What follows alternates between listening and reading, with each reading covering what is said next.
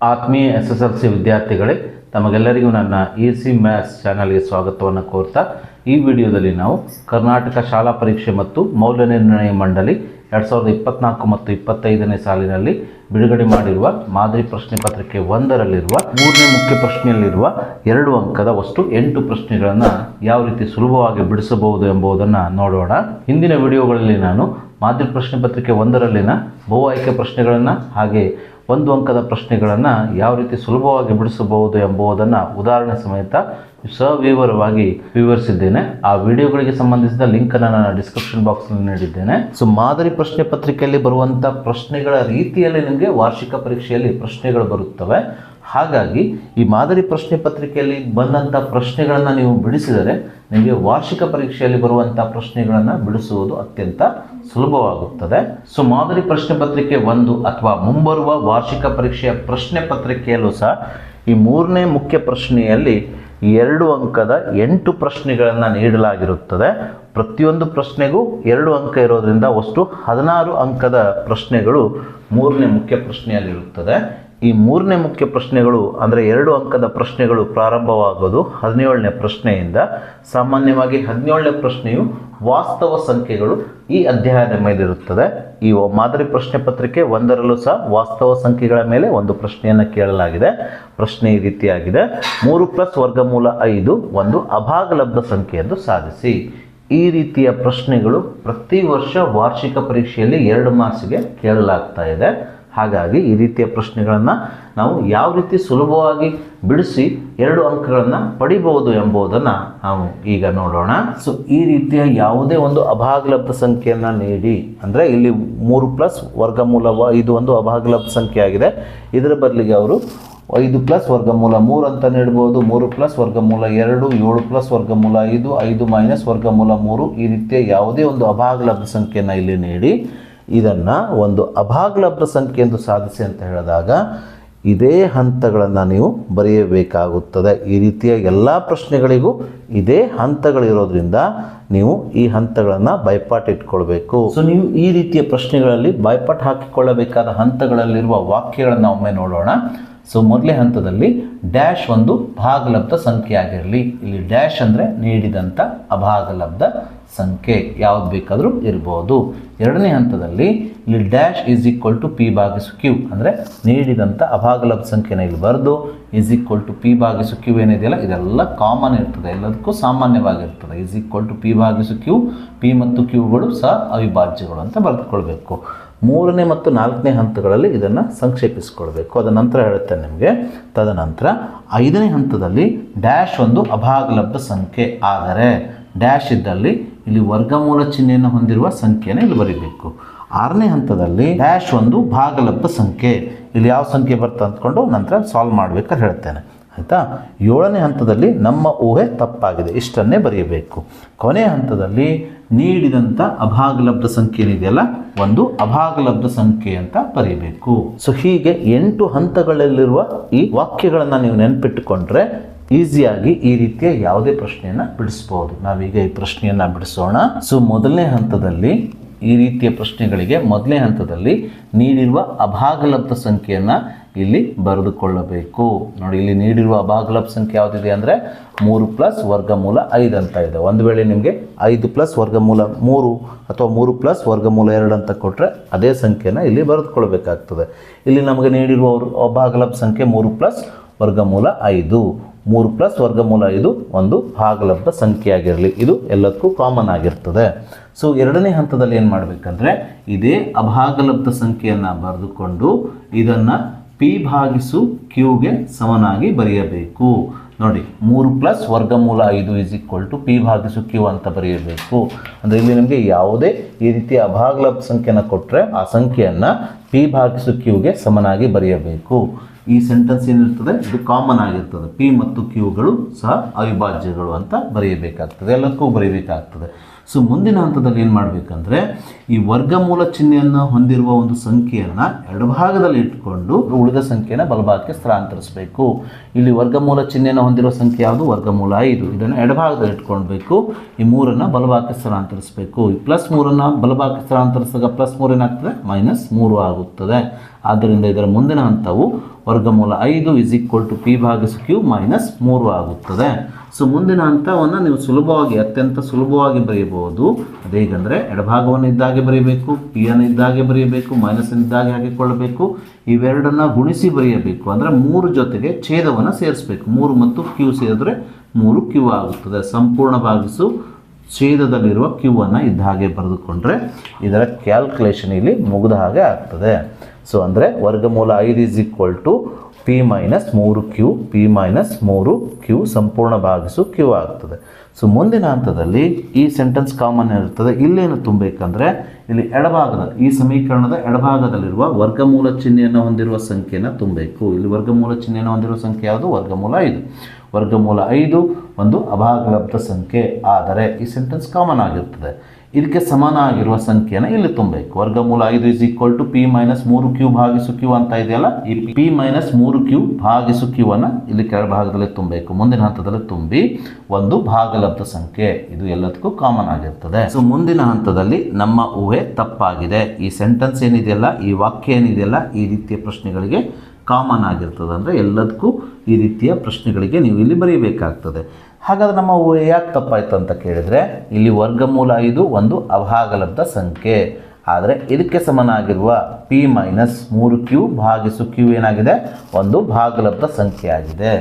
ಒಂದನ್ನು ನಾವು ನೆನಪಿಟ್ಕೊಳ್ಬೇಕು, ಅದೇನೆಂದರೆ ಅಭಾಗಲಬ್ಧ ಸಂಖ್ಯೆ ಯಾವಾಗಲೂ ಅಭಾಗಲಬ್ಧ ಸಂಖ್ಯೆಗೆ ಸಮನಾಗಿರ್ತದೆ. ಆದರೆ ಇಲ್ಲಿ ಅಭಾಗಲಬ್ಧ ಸಂಖ್ಯೆ ಭಾಗಲಬ್ಧ ಸಂಖ್ಯೆಗೆ ಸಮನಾಗಿದೆ. ಹಾಗಾಗಿ ಇದು ತಪ್ಪು. ನಮ್ಮ ಊಹೆ ಏನಾಗಿದೆ? ತಪ್ಪಾಗಿದೆ. ಅಂದರೆ ನಾವೇನು ಊಹೆ ಮಾಡ್ಕೊಂಡಿದ್ವಿ ಮೊದಲನೇ ಹಂತದಲ್ಲಿ? 3 + ವರ್ಗಮೂಲ 5 ಒಂದು ಭಾಗಲಬ್ಧ ಸಂಖ್ಯೆ ಆಗಿರಲಿ ಅಂತ ಊಹೆ ಮಾಡ್ಕೊಂಡಿದ್ವಲ್ಲ, ಈ ಊಹೆ ಏನಾಗಿದೆ? ತಪ್ಪಾಗಿದೆ. ಆದ್ದರಿಂದ ನಾವು ಇಲ್ಲೇನು ಬರೀಬೇಕು? ನಮ್ಮ ಊಹೆ ತಪ್ಪಾಗಿದೆ. ಕೊನೆಯಲ್ಲಿ ಇದನ್ನೇ ಪ್ರಶ್ನೆಯಲ್ಲಿ ನೀಡಿರುವ ಒಂದು ವಾಕ್ಯವನ್ನೇ ಇಲ್ಲಿ ಬರೆಯಬೇಕು. ಅದೇನು ಹೇಳ್ರಿ? 3 + ವರ್ಗಮೂಲ 5 ಒಂದು ಅಭಾಗಲಬ್ಧ ಸಂಖ್ಯೆಯಾಗಿದೆ ಅಂತ ಬರೀಬೇಕು. ಸಾಧಿಸಿ ಅಂತ ಬರೀಬಾರ್ದು, ಸಂಖ್ಯೆ ಆಗಿದೆ ಅಂತ ಕೊನೆ ಹಂತದಲ್ಲಿ ಬರೀಬೇಕು. ಹೀಗೆ ನೀವು ಈ ರೀತಿಯ ಯಾವುದೇ ಒಂದು ಅಭಾಗಲಬ್ಧ ಸಂಖ್ಯೆಯನ್ನು ನೀಡಿ ಆ ಸಂಖ್ಯೆಯನ್ನು ಒಂದು ಅಭಾಗಲಬ್ಧ ಸಂಖ್ಯೆಯಲ್ಲಿ ಸಾಧಿಸಿ ಅಂತ ಕೊಟ್ಟಾಗ ಇದೇ ಹಂತಗಳನ್ನು ಬರೆದು ಸುಲಭವಾಗಿ 2 ಅಂಕಗಳನ್ನು ಪಡೆಯಬಹುದು. ಸೊ ನಾವೀಗ 18ನೇ ಪ್ರಶ್ನೆಯನ್ನು ತೆಗೆದುಕೊಳ್ಳೋಣ. 18ನೇ ಪ್ರಶ್ನೆ ಒಂದು ನೇರವಾದ ಪ್ರಶ್ನೆಯಾಗಿದೆ. ಸಂಯುಕ್ತ ಸಂಖ್ಯೆ ಎಂದರೇನು? 23 ಮತ್ತು 24 ಇವುಗಳಲ್ಲಿ ಸಂಯುಕ್ತ ಸಂಖ್ಯೆ ಯಾವುದು ಅಂತ ಕೇಳಿದ್ದಾರೆ. ಮೊದಲಿಗೆ ನಾವು ಸಂಯುಕ್ತ ಸಂಖ್ಯೆ ಎಂದರೇನು ಎಂಬುದನ್ನು ತಿಳಿದುಕೊಳ್ಳೋಣ. 2 ಅಥವಾ 2ಕ್ಕಿಂತ ಹೆಚ್ಚು ಅವಿಭಾಜ್ಯ ಅಪವರ್ತನಗಳ ಗುಣಲಬ್ಧವೇ ಒಂದು ಸಂಯುಕ್ತ ಸಂಖ್ಯೆಯಾಗಿದೆ ಎಂಬುದು ನಮಗೆ ತಿಳಿದಿದೆ. ಆದ್ದರಿಂದ ನೀಡಿದ ಪ್ರಶ್ನೆಯಲ್ಲಿ ಸಂಯುಕ್ತ ಸಂಖ್ಯೆ ಎಂದರೇನು? ಈ ಪ್ರಶ್ನೆಗೆ ಉತ್ತರವು 2 ಅಥವಾ 2ಕ್ಕಿಂತ ಹೆಚ್ಚು ಅವಿಭಾಜ್ಯ ಅಪವರ್ತನಗಳ ಗುಣಲಬ್ಧವೇ ಒಂದು ಸಂಯುಕ್ತ ಸಂಖ್ಯೆ.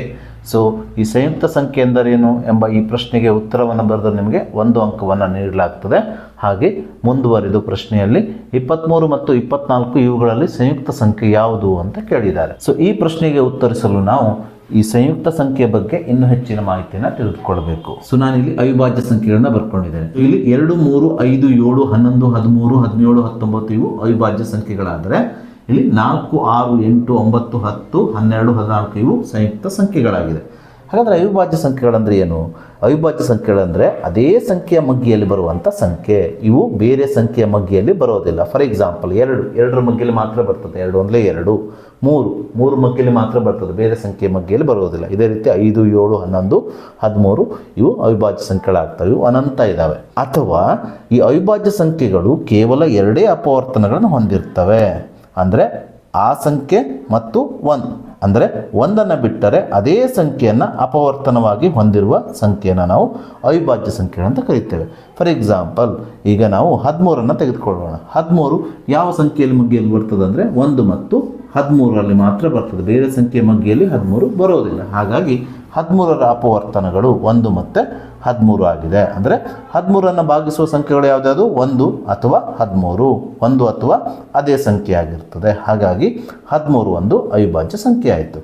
ಈಗ ನಾವು ಸಂಯುಕ್ತ ಸಂಖ್ಯೆಗೆ ಬರೋಣ. 4, 6, 8, 9, 10 ಈ ರೀತಿ ಸಂಖ್ಯೆಗಳು ಸಂಯುಕ್ತ ಸಂಖ್ಯೆಗಳಾಗಿವೆ. ಇವು ಸಂಯುಕ್ತ ಸಂಖ್ಯೆಗಳಂತ ಯಾಕೆ ಕರಿತೇವೆ ಅಂದರೆ ಇಲ್ಲಿ ವಾಕ್ಯದಲ್ಲಿ ಆಲ್ರೆಡಿ ಬರೆದಿದ್ದೇನೆ ನಾನು.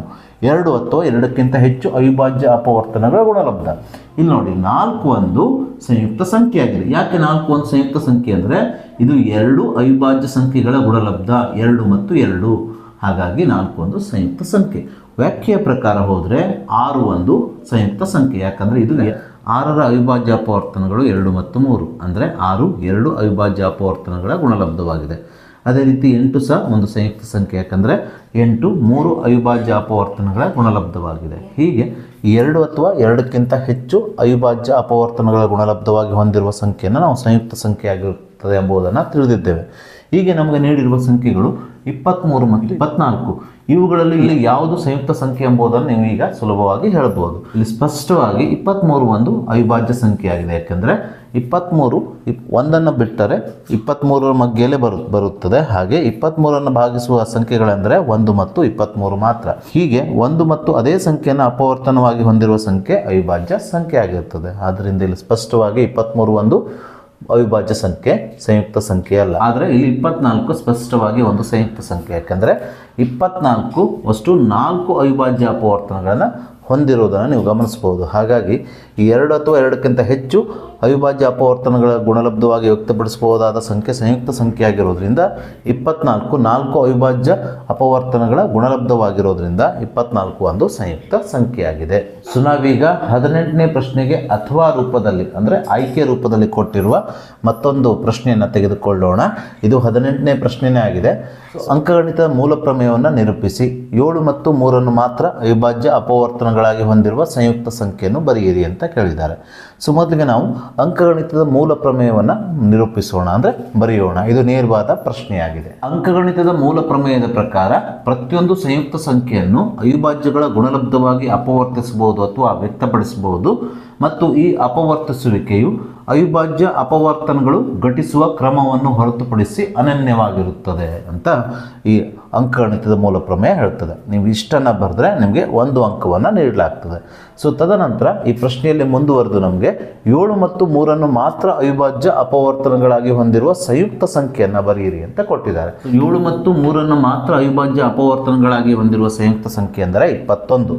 ಅಂದರೆ ಯಾವ ಸಂಖ್ಯೆಯು 7 ಮತ್ತು 3ರಿಂದ ಮಾತ್ರ ಭಾಗ ಹೋಗ್ತದೆ ಅಂದರೆ ಅದು 21 ಮಾತ್ರ. ಹಾಗಾಗಿ 21 7 ಮತ್ತು 3 ಮಾತ್ರ ಅವಿಭಾಜ್ಯ ಅಪವರ್ತನಗಳಾಗಿ ಹೊಂದಿರುವ ಒಂದು ಸಂಯುಕ್ತ ಸಂಖ್ಯೆಯಾಗಿದೆ. ಸೊ ನಾವೀಗ 19ನೇ ಪ್ರಶ್ನೆಯನ್ನು ತೆಗೆದುಕೊಳ್ಳೋಣ. 19ನೇ ಪ್ರಶ್ನೆಯಲ್ಲಿ ನಮಗೆ ಒಂದು ಶ್ರೇಣಿಯನ್ನು ನೀಡಿ ಈ ಶ್ರೇಣಿಯ 21ನೇ ಪದವನ್ನು ಕಂಡುಹಿಡಲಿಕ್ಕೆ ಹೇಳಿದ್ದಾರೆ. ಈ ರೀತಿಯ ಪ್ರಶ್ನೆಗಳು ವಾರ್ಷಿಕ ಪರೀಕ್ಷೆಯಲ್ಲೂ ಸಹ ಖಾಯಂ ಬರುತ್ತಾ ಇದ್ದಾವೆ. ಹಾಗಾಗಿ ಈ ರೀತಿಯ ಪ್ರಶ್ನೆಗಳನ್ನು ನೀವು ಹೆಚ್ಚು ಹೆಚ್ಚು ಪ್ರಾಕ್ಟೀಸ್ ಮಾಡಬೇಕು. ಸೊ ನಾವೀಗ ಈ ಪ್ರಶ್ನೆಯನ್ನು ತೆಗೆದುಕೊಳ್ಳೋಣ. ಪ್ರಶ್ನೆಯಲ್ಲಿ ನಮಗೆ 5, 9, 13 ಈ ಸಮಾಂತರ ಶ್ರೇಣಿಯ 21ನೇ ಪದವನ್ನು ಸೂತ್ರವನ್ನು ಉಪಯೋಗಿಸಿ ಕಂಡುಹಿಡಿಯಿರಿ ಅಂತ ಹೇಳಿದ್ದಾರೆ. ಸೊ ನೀಡಿದಂಥ ಶ್ರೇಣಿಯ 21ನೇ ಪದವನ್ನು ಕಂಡುಹಿಡಿಯಲು ನಾವು ಬಳಸಬೇಕಾದ ಸೂತ್ರ, ಶ್ರೇಣಿಯ nನೇ ಪದವನ್ನು ಕಂಡುಹಿಡಿಯುವ ಸೂತ್ರ an = a + n - 1 × d. So ಇದಕ್ಕಿಂತ ಪೂರ್ವದಲ್ಲಿ ನಾವು ಈ ಸೂತ್ರದಲ್ಲಿರುವ ಶ್ರೇಣಿಯ ಮೊದಲನೇ ಪದ a ನ ಬೆಲೆ, ಪದಗಳ ಸಂಖ್ಯೆ n ನ ಬೆಲೆ ಹಾಗೂ ಸಾಮಾನ್ಯ ವ್ಯತ್ಯಾಸ d ನ ಬೆಲೆಯನ್ನು ಬರೆದುಕೊಳ್ಳೋಣ. ಈ ಶ್ರೇಣಿಯಲ್ಲಿ ಮೊದಲನೇ ಪದ 5 ಆಗಿರೋದ್ರಿಂದ ಇಲ್ಲಿ a ನ ಬೆಲೆ 5 ಆಗುತ್ತದೆ. ಹಾಗೆ ಸಾಮಾನ್ಯ ವ್ಯತ್ಯಾಸ d ನ ಬೆಲೆಯಲ್ಲಿ 4 ಆಗ್ತದೆ, ಏಕೆಂದರೆ ಶ್ರೇಣಿಯ ಎರಡನೇ ಪದವು ಮೊದಲನೇ ಪದಕ್ಕಿಂತ 4 ಹೆಚ್ಚಾಗಿದೆ. ಹಾಗೆ ಮೂರನೇ ಪದ 13 ಎರಡನೇ ಪದ 9ಕ್ಕಿಂತ 4 ಹೆಚ್ಚಾಗಿದೆ. ಅಂದರೆ ಮೊದಲನೇ ಪದಕ್ಕೆ 4ಅನ್ನು ಕೂಡಿಸೋದ್ರಿಂದ ಎರಡನೇ ಪದ ಸಿಗ್ತಾ ಇದೆ. ಎರಡನೇ ಪದ 9ಕ್ಕೆ 4ಅನ್ನು ಕೂಡಿಸಿದಾಗ 13, ಮೂರನೇ ಪದ ಸಿಗ್ತಾ ಇದೆ. ಅಥವಾ ಶ್ರೇಣಿಯ ಎರಡನೇ ಪದದಿಂದ ಮೊದಲನೇ ಪದವನ್ನು ಕಳೆದಾಗ ಬರುವ ಉತ್ತರ 4. ಅದೇ ರೀತಿ ಮೂರನೇ ಪದದಿಂದ ಎರಡನೇ ಪದವನ್ನು ಕಳೆದಾಗ 13 - 9 ಎಷ್ಟು ಬರ್ತದೆ? 4. ಹಾಗಾಗಿ ಶ್ರೇಣಿಯ ಸಾಮಾನ್ಯ ವ್ಯತ್ಯಾಸ 4 ಆಗ್ತದೆ. ಹಾಗೆ ನಮಗೆ ಈ ಶ್ರೇಣಿಯ 21ನೇ ಪದವನ್ನು ಕಂಡುಹಿಡಿಯಲಿಕ್ಕೆ ಕೊಟ್ಟಿರೋದ್ರಿಂದ ಇಲ್ಲಿ n ನ ಬೆಲೆ 21 ಆಗುತ್ತದೆ. ಇಲ್ಲಿ ನಾವು ಕಂಡುಹಿಡಿಯಬೇಕಾಗಿದ್ದು 21ನೇ ಪದ ಆಗಿರೋದ್ರಿಂದ a 21ಅನ್ನು ಕಂಡುಹಿಡಿಯಬೇಕಾಗಿದೆ. ಸೊ ನೀಡಿದಂಥ ಶ್ರೇಣಿಯ 21ನೇ ಪದವನ್ನು ಕಂಡುಹಿಡಿಯಲು ನಾವು ಬಳಸಬೇಕಾದ ಸೂತ್ರ, ಶ್ರೇಣಿಯ n ಪದಗಳನ್ನು ಕಂಡುಹಿಡಿಯುವ ಸೂತ್ರ an = a + n - 1 × d. ಈ ಸೂತ್ರದಲ್ಲಿ ನಾವೀಗ ಬೆಲೆಗಳನ್ನು ಆದೇಶಿಸ್ತಾ ಹೋಗೋಣ. n ನ ಬೆಲೆ 21 ಆಗಿರೋದ್ರಿಂದ n ನ ಬೆಲೆ 21ಅನ್ನು a ನ ಕೆಳಗಡೆ ಬರೆದುಕೊಳ್ಳೋಣ. a ನ ಬೆಲೆ ಎಷ್ಟಾಗಿದೆ? 5 ಪ್ಲಸ್ n ನ ಬೆಲೆ ಎಷ್ಟು? 21 - 1, d ನ ಬೆಲೆ 4 = 5ಅನ್ನು ಇದಾಗಿ ಬರೆದುಕೊಳ್ಳೋಣ. 21 - 1 20 ಆಗುತ್ತದೆ, ಗುಣಿಸು 4. ಮುಂದಿನ ಹಂತದಲ್ಲಿ 5ಅನ್ನು ಇದ್ದಾಗಿ ಬರೆದುಕೊಳ್ಳೋಣ. 5 + 20 × 4 ಅಂದರೆ 80 ಆಗುತ್ತದೆ. 80 + 5 85 ಆಗುತ್ತದೆ. ಆದ್ದರಿಂದ ನೀಡಿದಂಥ ಶ್ರೇಣಿಯ 21ನೇ ಪದವು ಇಲ್ಲಿ 85 ಆಗುತ್ತದೆ. ಈ ರೀತಿ ನೀವು ಸುಲಭವಾಗಿ ಈ ಪ್ರಶ್ನೆಗೆ ಉತ್ತರಿಸಿ 2 ಅಂಕಗಳನ್ನು ಪಡೆಯಬಹುದು. ಸೊ ನಾವೀಗ 20ನೇ ಪ್ರಶ್ನೆಯನ್ನು ತೆಗೆದುಕೊಳ್ಳೋಣ. ಪ್ರಶ್ನೆ ಈ ರೀತಿಯಾಗಿದೆ: ವರ್ಜಿಸುವ ವಿಧಾನದಿಂದ ಈ ಕೆಳಗಿನ ರೇಖಾತ್ಮಕ ಸಮೀಕರಣಗಳನ್ನು ಬಿಡಿಸಿ ಅಂತ ಹೇಳಿ 2 ರೇಖಾತ್ಮಕ ಸಮೀಕರಣಗಳನ್ನು ನಮಗೆ ನೀಡಿದ್ದಾರೆ. ಮೊದಲನೇ ರೇಖಾತ್ಮಕ ಸಮೀಕರಣ x + y = 4, ಎರಡನೇ ರೇಖಾತ್ಮಕ ಸಮೀಕರಣ 2x + y = 6. ಸೊ ವರ್ಜಿಸುವ ವಿಧಾನದಿಂದ ನೀಡಿದಂಥ ರೇಖಾತ್ಮಕ ಸಮೀಕರಣಗಳನ್ನು ಬಿಡಿಸುವಂಥ ಪ್ರಶ್ನೆಗಳು ಪ್ರತಿ ವರ್ಷ ವಾರ್ಷಿಕ ಪರೀಕ್ಷೆಯಲ್ಲಿ ಕೇಳಲಾಗುತ್ತಿದೆ. ಹಾಗೆ ಈ ವರ್ಷವೂ ಸಹ ವಾರ್ಷಿಕ ಪರೀಕ್ಷೆಯಲ್ಲಿ ಇದರ ಮೇಲೆ ಒಂದು ಪ್ರಶ್ನೆ ಇದ್ದೇ ಇರುತ್ತದೆ. ಸೊ ನಾವೀಗ ವರ್ಜಿಸುವ ವಿಧಾನದಿಂದ ನೀಡಿದಂಥ ರೇಖಾತ್ಮಕ ಸಮೀಕರಣಗಳನ್ನು ಬಿಡಿಸೋಣ. ಸೊ ಮೊದಲಿಗೆ ನಾವು ನೀಡಿದಂಥ ರೇಖಾತ್ಮಕ ಸಮೀಕರಣಗಳನ್ನು ಒಂದರ ಕೆಳಗೆ ಮತ್ತೊಂದನ್ನು ಸರಿಯಾಗಿ ಬರೆದುಕೊಳ್ಳಬೇಕು. ತದನಂತರ ಈ ಮೊದಲನೇ ಸಮೀಕರಣ x + y = 4 ಸಮೀಕರಣ 1 ಆಗಿ ತೆಗೆದುಕೊಳ್ಳಬೇಕು. ಹಾಗೆ ಎರಡನೇ ಸಮೀಕರಣ 2x + y = 6 ಸಮೀಕರಣ 2 ಆಗಿ ತೆಗೆದುಕೊಳ್ಳಬೇಕು. ಮುಂದಿನ ಹಂತದಲ್ಲಿ ಈ ಎರಡೂ ಸಮೀಕರಣಗಳನ್ನು ಕೂಡಿಸಿ ಅಥವಾ ಕಳೆದು, ಒಂದರಲ್ಲಿ ಮತ್ತೊಂದನ್ನು ಕಳೆದು x ಅಥವಾ y ಚರಾಕ್ಷರವನ್ನು ಕ್ಯಾನ್ಸಲ್ ಮಾಡಿಕೊಳ್ಬೇಕು. ಸೊ ಹಾಗೆ ಮಾಡಬೇಕಾದ್ರೆ x ಅಥವಾ y ನ ಸಹಗುಣಕಗಳು ಏನಾಗಿರಬೇಕು? ಸಮನಾಗಿರಬೇಕು. ಆದರೆ ಮೊದಲನೇ ಸಮೀಕರಣದಲ್ಲಿ ನೀವು x ನ ಸಹಗುಣಕಗಳನ್ನು ನೋಡಿದಾಗ ಅದು 1 ಇದೆ, ಎರಡನೇ ಸಮೀಕರಣದಲ್ಲಿ x ನ ಸಹಗುಣಕ ಎಷ್ಟಿದೆ? 2 ಇದೆ. ಹಾಗಾಗಿ x ನ ಸಹಗುಣಕಗಳು ಇಲ್ಲಿ ಬೇರೆ ಬೇರೆ ಇರೋದ್ರಿಂದ ಇವುಗಳನ್ನು ಕೂಡಿಸಿದ್ರೂ x ಕ್ಯಾನ್ಸಲ್ ಆಗೋದಿಲ್ಲ, ಕಳೆದ್ರೂ ಸಹ x ಕ್ಯಾನ್ಸಲ್ ಆಗೋದಿಲ್ಲ. ಯಾಕಂದರೆ ಕೂಡಿಸಿದಾಗ ಎಷ್ಟು ಬರ್ತದೆ? 2x + 1x 3x ಆಗ್ತದೆ. ಕಳೆದ್ರೆ 2x - 1x x ಆಗ್ತದೆ. x ಹಾಗೇ ಇದೆ. ಅದೇ ರೀತಿ ನೀವು ಮುಂದಕ್ಕೆ ಬಂದಾಗ ಈ ಎರಡನೇ ಪದವನ್ನು ನೋಡಿದಾಗ ಈ ಮೊದಲನೇ ಸಮೀಕರಣದ ಎರಡನೇ ಪದ ಒಂದು y ಇದ್ದರೆ ಎರಡನೇ ಸಮೀಕರಣದ ಎರಡನೇ ಪದನು ಒಂದು y ಇದೆ. ಅಂದರೆ ಇಲ್ಲಿ y ನ ಸಹಗುಣಕಗಳು ಒಂದೇ ಆಗಿದೆ. ಹಾಗಾಗಿ ನಾವಿಲ್ಲಿ ಮೊದಲನೇ ಸಮೀಕರಣದಲ್ಲಿ ಎರಡನೇ ಸಮೀಕರಣವನ್ನು ಕಳೆದು, ಅಂದರೆ y-ನಲ್ಲಿ y-ಅನ್ನು ಕಳೆದು ಏನು ಮಾಡ್ಬೋದು? y ಚರಾಕ್ಷರವನ್ನು ಕ್ಯಾನ್ಸಲ್ ಮಾಡ್ಬೋದು. ಅದಕ್ಕೋಸ್ಕರ ಮೊದಲನೇ ಸಮೀಕರಣದಲ್ಲಿ ಎರಡನೇ ಸಮೀಕರಣವನ್ನು ನಾವು ಕಳೆಯಬೇಕಾಗಿದ್ದರಿಂದ ಎರಡನೇ ಸಮೀಕರಣದ ಪ್ರತಿಯೊಂದು ಪದದ ಚಿಹ್ನೆಯನ್ನು ಬದಲು ಮಾಡಬೇಕು. ಅಂದರೆ ಅದರ ವಿರುದ್ಧ ಚಿಹ್ನೆಯನ್ನು ಬರೀಬೇಕು. ನೋಡಿ, ಇಲ್ಲಿ +2x ಅಂತ ಇದೆ, ಇದನ್ನು -2x ಆಗಿ, +y ಅಂತ ಇದೆ, ಇದನ್ನು -y ಆಗಿ ಬರೆದುಕೊಳ್ಬೇಕು. ಈಗ y ನ ಚಿಹ್ನೆ ಪ್ಲಸ್ ಅಲ್ಲ, ಬದಲಿಗೆ ಮೈನಸ್. ಅದೇ ರೀತಿ ಇಲ್ಲಿ +6 ಅಂತ ಇದೆ, ಇದನ್ನು -6 ಆಗಿ ಬರೆದುಕೊಳ್ಬೇಕು. ನೋಡಿ, -2x + 1x ಅಂದರೆ -x ಆಗ್ತದೆ. +1y - 1y 0 ಆಗ್ತದೆ, ಕ್ಯಾನ್ಸಲ್ ಆಗ್ತದೆ. +4 - 6 -2 ಆಗ್ತದೆ. ಸೊ ಇಲ್ಲಿ -x = -2 ಆಗಿದೆ. ಆದರೆ ನಾವು ಕಂಡುಹಿಡಿಬೇಕಾದ ಚರಾಕ್ಷರ ಯಾವಾಗಲೂ ಧನ ಚಿಹ್ನೆಯಲ್ಲಿ ಇರಬೇಕು, ಅಂದರೆ ಪಾಸಿಟಿವ್ ಆಗಿರಬೇಕು. ಆದರೆ ಇಲ್ಲಿ x-ಗೆ ಮೈನಸ್ ಚಿಹ್ನೆ ಇರೋದ್ರಿಂದ ಈ ಸಮೀಕರಣದ ಎರಡೂ ಕಡೆಗಿರುವ ಮೈನಸ್ ಚಿಹ್ನೆಯನ್ನು ಕ್ಯಾನ್ಸಲ್ ಮಾಡಿ ನಾವು ನೇರವಾಗಿ x = 2 ಅಂತ ಬರೀಬಹುದು. ಅಥವಾ ಈ ಸಮೀಕರಣಕ್ಕೆ ಮೈನಸ್ಸಿಂದ ಗುಣಿಸಿಕೊಂಡು x ಚರಾಕ್ಷರವನ್ನು ಪ್ಲಸ್ ರೂಪದಲ್ಲಿ ಬರೆದುಕೊಳ್ಳಬೇಕು.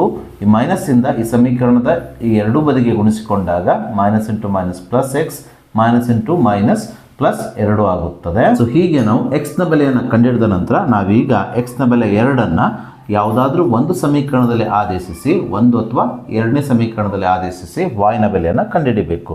ನಾನಿಲ್ಲಿ x ನ ಬೆಲೆ 2ಅನ್ನು ಮೊದಲನೇ ಸಮೀಕರಣದಲ್ಲಿ ಆದೇಶಿಸಿ y ನ ಬೆಲೆಯನ್ನು ಕಂಡುಹಿಡಿತಾ ಇದ್ದೇನೆ. ಯಾಕಂದರೆ ಮೊದಲನೇ ಸಮೀಕರಣಕ್ಕೆ ಹೋಲಿಸಿದ್ರೆ ಎರಡನೇ ಸಮೀಕರಣ ಏನಾಗಿದೆ? ಸ್ವಲ್ಪ ಲೆಕ್ಕಾಚಾರ ಮಾಡಲು ಕಷ್ಟ ಇದೆ. ಹಾಗಾಗಿ ಮೊದಲನೇ ಸಮೀಕರಣ ಸ್ವಲ್ಪ ಸರಳವಾಗಿರೋದ್ರಿಂದ ಮೊದಲನೇ ಸಮೀಕರಣದಲ್ಲಿ x ನ ಬೆಲೆಯನ್ನು ಆದೇಶಿಸಿದಾಗ ನಮಗೆ y ನ ಬೆಲೆಯನ್ನು ಕಂಡುಹಿಡಿಯೋದು ಸುಲಭ ಆಗ್ತದೆ.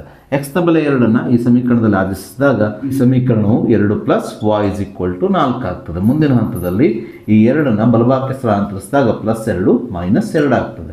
ಅದರಿಂದ ಇಲ್ಲಿ y = 4 - 2 ಆಗ್ತದೆ. ಸೊ ಆದ್ದರಿಂದ ಈ ಸಮೀಕರಣಗಳನ್ನು ವರ್ಜಿಸುವ ವಿಧಾನದಿಂದ ಬಿಡಿಸಿದಾಗ ಈ ಸಮೀಕರಣದಲ್ಲಿರುವ x ನ ಬೆಲೆಯು 2 ಆದರೆ y ನ ಬೆಲೆಯು 2 ಆಗುತ್ತದೆ. ಸೊ ನಾವೀಗ 21ನೇ ಪ್ರಶ್ನೆಯನ್ನು ತೆಗೆದುಕೊಳ್ಳೋಣ. ಪ್ರಶ್ನೆ ಈ ರೀತಿಯಾಗಿದೆ: x² + bx + 9 = 0.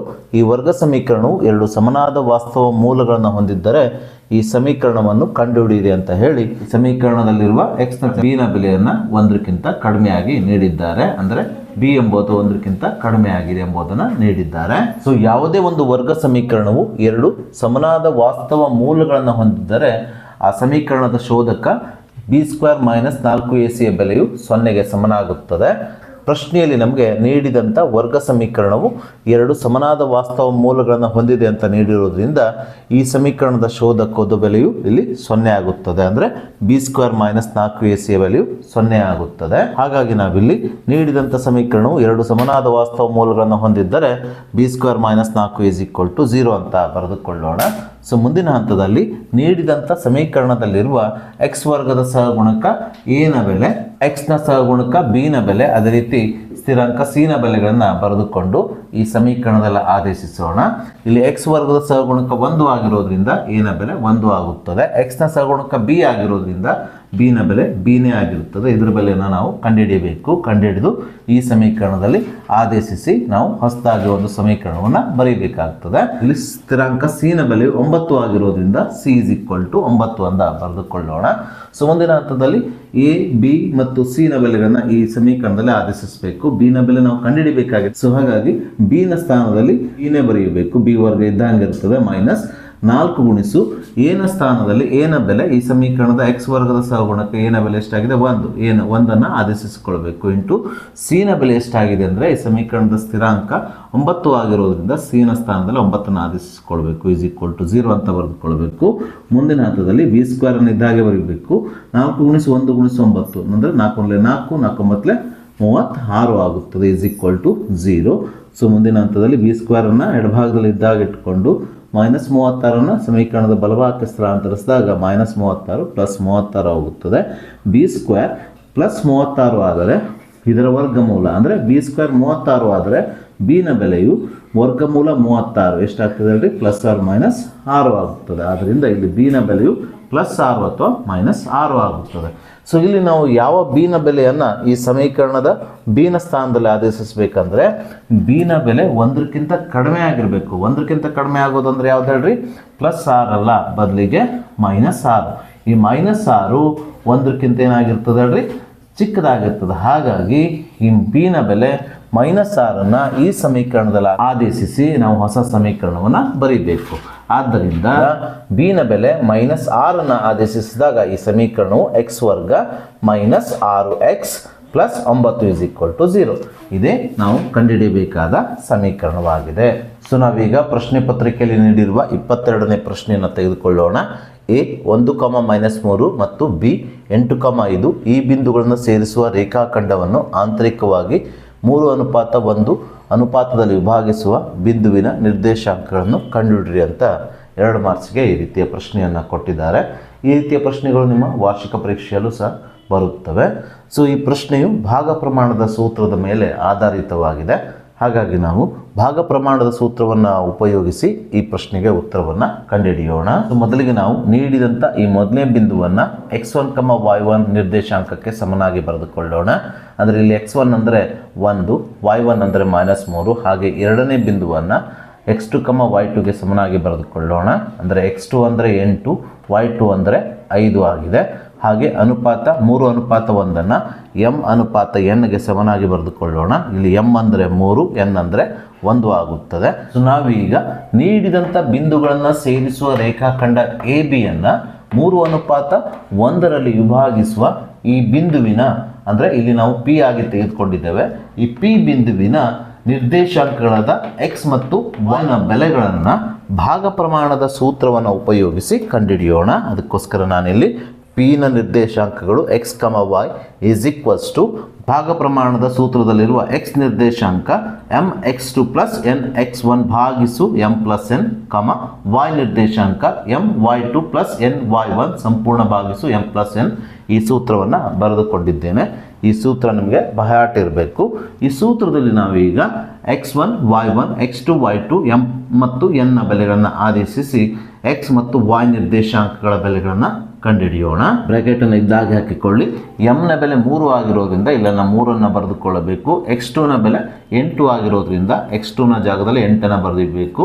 ಪ್ಲಸ್ n ನ ಬೆಲೆ 1 ಆಗಿದೆ, n ನ ಜಾಗದಲ್ಲಿ 1ಅನ್ನು ಬರೆದುಕೊಳ್ಳಬೇಕು. x1 ನ ಬೆಲೆ 1 ಆಗಿದೆ, 1ಅನ್ನು ಬರೆದುಕೊಳ್ಳಬೇಕು. ಭಾಗಿಸು m ಪ್ಲಸ್ n ಅಂದರೆ 3 ಪ್ಲಸ್ 1, ಇದು ಛೇದದಲ್ಲಿ ಬರೆದುಕೊಳ್ಬೇಕು. ಇನ್ನು y ನಿರ್ದೇಶಾಂಕದಲ್ಲಿ m ನ ಬೆಲೆ ಎಷ್ಟಾಗಿದೆ, 3 ಆಗಿದೆ. y2 ನ ಬೆಲೆ 5 ಆಗಿದೆ. ಪ್ಲಸ್ n ನ ಬೆಲೆ ಎಷ್ಟಾಗಿದೆ, 1 ಆಗಿದೆ. ಇಂಟು y1 ನ ಬೆಲೆ ಎಷ್ಟಾಗಿದೆ, -3 ಆಗಿರೋದ್ರಿಂದ ಇಲ್ಲಿ -3ಅನ್ನು ಬರೆದುಕೊಳ್ಬೇಕು. ಹಾಗೆ ಛೇದದಲ್ಲಿ m ಪ್ಲಸ್ n ಅಂದರೆ m ಮತ್ತು nಗಳ ಅನುಪಾತಗಳ ಮೊತ್ತ. m ಅಂದರೆ 3, n ಅಂದರೆ ಎಷ್ಟಿದೆ, 1. ಇದನ್ನು ಕ್ಲೋಸ್ ಮಾಡಿ ತದನಂತರ ಈ 3 ಮತ್ತು 8ಅನ್ನು ಗುಣಿಸ್ಕೊಂಡಾಗ 3 × 24 ಆಗ್ತದೆ. ಪ್ಲಸ್ 1 1 ಆಗುತ್ತದೆ. ಛೇದದಲ್ಲಿ 3 + 1 4 ಆಗುತ್ತದೆ. 3 × 5 15 ಪ್ಲಸ್ 8 ಮೈನಸ್ 1 3 3 ಆಗುತ್ತದೆ ಭಾಗಿಸು 4 ಆಗುತ್ತದೆ ಈಸ್ ಈಕ್ವಲ್ ಟು ಇದರ ಮುಂದ್ಗಡೆ ಬರಿತಾ ಇದ್ದೇನೆ ನಾನು, ಕೆಳಗಡೆ ಬರಿತಾ ಇಲ್ಲ, ನೀವು ಕೆಳಗಡೆ ಬರೀಬಹುದು. 24 + 1 ಅಂದರೆ 25 ಆಗುತ್ತದೆ ಭಾಗಿಸು 4, 15 - 3 ಅಂದರೆ 12 ಆಗುತ್ತದೆ ಭಾಗಿಸು 4 ಈಸ್ ಈಕ್ವಲ್ಸ್ ಟು 25ಕ್ಕೆ 4ರಿಂದ ಭಾಗ ಹೋಗೋದಿಲ್ಲ, ಹಾಗಾಗಿ ಇದನ್ನು ಇದ್ದ ಹಾಗೆ ಇಟ್ಕೊಳ್ಳೋಣ. ಸೊ 4 × 4 4 × 3 12 ಆಗೋದ್ರಿಂದ ಇಲ್ಲಿ 12 ಭಾಗಿಸು 4 ಅಂದರೆ 3 ಆಗುತ್ತದೆ. ಸೊ ಆದ್ದರಿಂದ ನೀಡಿದಂಥ ಬಿಂದುಗಳನ್ನು 3:1ರಲ್ಲಿ ವಿಭಾಗಿಸುವ ಈ ಬಿಂದು ಅಂದರೆ ಇಲ್ಲಿ ಪಿ ಆಗಿ ತೆಗೆದುಕೊಂಡಿದ್ದೇವೆ. ಈ ಬಿಂದುವಿನ ನಿರ್ದೇಶಾಂಕಗಳು 25/4, 3 ಆಗಿದೆ. ಸೊ ನಾವೀಗ 23ನೇ ಪ್ರಶ್ನೆಯನ್ನು ತೆಗೆದುಕೊಳ್ಳೋಣ. ಇಲ್ಲಿ ಒಂದು ನಮಗೆ ಚಿತ್ರವನ್ನು ನೀಡಿದ್ದಾರೆ. ಚಿತ್ರದಲ್ಲಿ ಓ ಕೇಂದ್ರ ಇರುವ ವೃತ್ತಕ್ಕೆ ಪಿ ಬಿಂದುವಿನಲ್ಲಿ XY ಸ್ಪರ್ಶಕವನ್ನು ಎಳೆಯಲಾಗಿದೆ. ಕ್ಯೂ XYನ ಮೇಲಿನ ಒಂದು ಬಿಂದುವಾಗಿದೆ. OQ OPಗಿಂತ ದೊಡ್ಡದು ಎಂದು ತೋರಿಸಿ ಅಂತ ಹೇಳಿದ್ದಾರೆ. ಸೊ ನೀವು ವೃತ್ತಗಳು ಈ ಅಧ್ಯಾಯದಲ್ಲಿ ಬರುವಂತಹ ಒಂದು ಪ್ರಮೇಯವನ್ನು ಕಲ್ತಿದ್ದೀರಿ. ಆ ಪ್ರಮೇಯ ವೃತ್ತದ ಮೇಲಿನ ಯಾವುದೇ ಒಂದು ಬಿಂದುವಿನಲ್ಲಿ ಎಳೆದ ಸ್ಪರ್ಶಕವು ಸ್ಪರ್ಶ ಬಿಂದುವಿನಲ್ಲಿ ಎಳೆದ ತ್ರಿಜ್ಯಕ್ಕೆ ಲಂಬವಾಗಿರುತ್ತದೆ ಎಂದು ತೋರಿಸಿ ಅಥವಾ ಸಾಧಿಸಿ ಅಂತ ಇತ್ತು. ಆ ಪ್ರಮೇಯವೇ ಈ ಪ್ರಶ್ನೆ ಆಗಿದೆ. ಆ ಪ್ರಮೇಯದಲ್ಲಿ ನೀವು ಕೊನೆಯಲ್ಲಿ ಇದನ್ನೇ ತೋರಿಸ್ತೀರಿ. ಸೊ ಹಾಗಾಗಿ ಆ ಪ್ರಮೇಯ ನಿಮಗೆ ನೆನಪಿದ್ದರೆ ಇದನ್ನು ಸುಲಭವಾಗಿ ಬಿಡಿಸಬಹುದು. ಮೊದಲಿಗೆ ನಾವು ಚಿತ್ರದ ಬಗ್ಗೆ ಸ್ವಲ್ಪ ತಿಳಿದುಕೊಳ್ಳೋಣ. ಚಿತ್ರದಲ್ಲಿ ಓ ಕೇಂದ್ರ ಇರುವ ವೃತ್ತಕ್ಕೆ ಪಿ ಬಿಂದುವಿನಲ್ಲಿ ಎಳೆದ ಸ್ಪರ್ಶಕ XY ಆಗಿದೆ. OPಯು ಸ್ಪರ್ಶ ಬಿಂದು P ನಿಂದ ವೃತ್ತಕ್ಕೆ ಎಳೆದಂತ ತ್ರಿಜ್ಯವಾಗಿದೆ. ಕ್ಯೂ ಬಿಂದುವು ಸ್ಪರ್ಶಕದ ಮೇಲಿನ ಒಂದು ಬಿಂದುವಾಗಿದೆ. ಇಲ್ಲಿ ನಾವು ಸಾಧಿಸಬೇಕಾಗಿದ್ದು OQ OPಗಿಂತ ದೊಡ್ಡದು ಎಂಬುದನ್ನು ತೋರಿಸಬೇಕು. OQ ಅಂದರೆ ಸ್ಪರ್ಶಕದ ಮೇಲಿನ ಒಂದು ಬಿಂದು ಹಾಗೂ ವೃತ್ತ ಕೇಂದ್ರವನ್ನು ಸೇರಿಸುವಂತೆ ಎಳೆದಂತ ಒಂದು ರೇಖಾಖಂಡ. ಸೊ OQ OPಗಿಂತ ದೊಡ್ಡದು ಎಂಬುದನ್ನು ಇಲ್ಲಿ ನಾವು ತೋರಿಸಬೇಕು. ಇಲ್ಲಿ ನಿಮಗೆ ಸ್ಪಷ್ಟವಾಗಿ ಕಾಣ್ತಾ ಇದೆ OBಯ ಉದ್ದ OPಗಿಂತ ದೊಡ್ಡದಾಗಿದೆ. ಹಾಗಾಗಿ ಪ್ರಾಕ್ಟಿಕಲಿ ಇಲ್ಲಿ OQ OPಗಿಂತ ದೊಡ್ಡದಾಗಿದೆ ಅಂತ ಹೇಳ್ಬೋದು. ಇದನ್ನೇ ನಾವೀಗ ಲಾಜಿಕಲ್ ಆಗಿ ತಾರ್ಕಿಕವಾಗಿ ಇದನ್ನು ಸಾಧಿಸಬೇಕು. ಸೊ ನಾವು ಈ ಪ್ರಶ್ನೆಯನ್ನ ಸಾಧಿಸಲು ಅಂದ್ರೆ OQ OPಗಿಂತ ದೊಡ್ಡದು ಎಂಬುದನ್ನು ತೋರಿಸ್ಲಿಕ್ಕೆ ನಾವು OQ ಅನ್ನ ಇಲ್ಲಿ ರಚನೆ ಮಾಡ್ಕೊಳ್ಬೇಕಂದ್ರೆ O ಮತ್ತು Q ಬಿಂದುವನ್ನು ಸೇರಿಸಿ ಒಂದು ರೇಖಾಖಂಡವನ್ನು ಎಳೆದುಕೊಳ್ಬೇಕು. ಇದು ವೃತ್ತವನ್ನು ಒಂದು ಬಿಂದುವಿನಲ್ಲಿ ಛೇದಿಸ್ತಾ ಇದೆ. ಈ ಬಿಂದುವನ್ನು ನಾವು R ಅಂತ ಹೆಸರಿಸೋಣ. ಇಲ್ಲಿ OP ಮತ್ತು ORಗಳೇನಾಗಿರ್ತವೆ, ತ್ರಿಜ್ಯಗಳಾಗಿರ್ತವೆ. ವೃತ್ತದ ತ್ರಿಜ್ಯಗಳೆಲ್ಲ ಸಮ ಎಂಬುದು ನಮಗೆ ತಿಳಿದಿದೆ. ಇಷ್ಟು ಮಾಹಿತಿನ ನಾವು ಇಲ್ಲಿ ತಿಳ್ಕೊಂಡಿರಬೇಕು. ನಾವೀಗ ಇದನ್ನು ಸಾಧಿಸಲು ಬೇಕಾಗಿರುವ ಚಿತ್ರದಲ್ಲಿರುವ ಅಂಶಗಳನ್ನು ಒಂದೊಂದಾಗಿ ಬರೆದುಕೊಳ್ತಾ ಹೋಗೋಣ. ಇಲ್ಲಿ Q ಎಂಬುದು ಸ್ಪರ್ಶಕದ ಮೇಲಿದೆ. XY ಸ್ಪರ್ಶಕದ ಮೇಲೆ ಈ Q ಬಿಂದು ಇದೆ. ಆದರೆ ಇದು ವೃತ್ತದಿಂದ ಹೊರಭಾಗದಲ್ಲಿದೆ ಎಂಬುದು ನಾವು ಗಮನಿಸಬೇಕು. ಅದನ್ನೇ ನಾವಿಲ್ಲಿ ಬರೆದುಕೊಳ್ಬೇಕು. Q ಎಂಬುದು XY ಸ್ಪರ್ಶಕದ ಮೇಲಿದೆ, ಆದರೆ ಇದು ವೃತ್ತದ ಮೇಲೆ ಇಲ್ಲ, ವೃತ್ತದ ಹೊರಭಾಗದಲ್ಲಿದೆ ಎಂಬುದನ್ನು ಬರೆದುಕೊಳ್ಬೇಕು. ಹಾಗೆ ನೀವು ಚಿತ್ರವನ್ನು ಗಮನಿಸಿದಾಗ ಚಿತ್ರದಲ್ಲಿ OP ಮತ್ತು ORಗಳು ಒಂದೇ ವೃತ್ತದ ತ್ರಿಜ್ಯಗಳಾಗಿವೆ. ಒಂದೇ ವೃತ್ತದ ತ್ರಿಜ್ಯಗಳು ಯಾವಾಗಲೂ ಸಮನಾಗಿರುತ್ತವೆ ಎಂಬುದು ನಮಗೆ ತಿಳಿದಿದೆ. ಹಾಗಾಗಿ ನಾವಿಲ್ಲಿ ತ್ರಿಜ್ಯ OP = ತ್ರಿಜ್ಯ OR ಎಂದು ಬರೆದುಕೊಳ್ಳೋಣ. ಕಾರಣ ಒಂದೇ ವೃತ್ತದ ತ್ರಿಜ್ಯಗಳೆಂಬುದನ್ನು ಬರೆದುಕೊಳ್ಳೋಣ. ಅದೇ ರೀತಿ ಚಿತ್ರವನ್ನು ಮತ್ತೊಮ್ಮೆ ನೀವು ಗಮನಿಸಿದಾಗ ಚಿತ್ರದಲ್ಲಿ OQ ಎಂಬುದು OR ತ್ರಿಜ್ಯ ಮತ್ತು RQ ಭಾಗವನ್ನು ಸೇರಿಸಿದಾಗ ಬರುವಂಥದ್ದು. ಅಂದರೆ OQ = OR + RQ ಆಗಿದೆ. ಅಂದರೆ ಇಲ್ಲಿ ಸ್ಪಷ್ಟವಾಗಿ OQ OR ತ್ರಿಜ್ಯಕ್ಕಿಂತ ಏನಾಗಿದೆ, ದೊಡ್ಡದಾಗಿದೆ. OR ತ್ರಿಜ್ಯ ಯಾವ್ದು ಸಮನಾಗಿದೆ, OP ತ್ರಿಜ್ಯಕ್ಕೆ ಸಮನಾಗಿದೆ. ಹಾಗಾಗಿ ಇಲ್ಲಿ ಸ್ಪಷ್ಟವಾಗಿ OQ ORಕ್ಕಿಂತ ದೊಡ್ಡದಾಗಿದೆ ಅಥವಾ ORಗೆ ಸಮನಾಗಿರುವ OP ತ್ರಿಜ್ಯಕ್ಕಿಂತ ದೊಡ್ಡದಾಗಿದೆ. ಆದ್ದರಿಂದ ನಾವಿಲ್ಲಿ OQ ORಕ್ಕಿಂತ ದೊಡ್ಡದಾಗಿದೆ ಅಥವಾ OQ ORಗೆ ಸಮನಾಗಿರುವ OPಗಿಂತ ದೊಡ್ಡದಾಗಿದೆ ಎಂಬುದನ್ನು ಬರೆದುಕೊಳ್ಳಬೇಕು. ಅಂದರೆ OQ ದೊಡ್ಡದು OP ಎಂದು ಬರೆದುಕೊಳ್ಳಬೇಕು. ಇದನ್ನೇ ನಾವು ಪ್ರಶ್ನೆಯಲ್ಲಿ ಸಾಧಿಸಬೇಕಾಗಿದ್ದು. ಹಾಗೆ ಇದಕ್ಕೆ ಸಪೋರ್ಟಿವ್ ಆಗಿ ಮತ್ತೊಂದು ಆಧಾರವನ್ನು ಸಹ ನೀವು ನೀಡಬಹುದು. ಅದೇನೆಂದರೆ P ಎಂಬುದು XY ಸ್ಪರ್ಶಕದ ಮೇಲೆ ಬಿಂದುಗಳಿದಾವಲ್ಲ, X, Q ಮತ್ತು Y ಇವುಗಳಿಗಿಂತ ಕನಿಷ್ಠ ದೂರದಲ್ಲಿದೆ. ಅಂದರೆ P ಮತ್ತು ವೃತ್ತ ಕೇಂದ್ರಗಳ ನಡುವಿನ ದೂರ ಏನಾಗಿದೆ, ತುಂಬ ಕಡಿಮೆ ಇದೆ.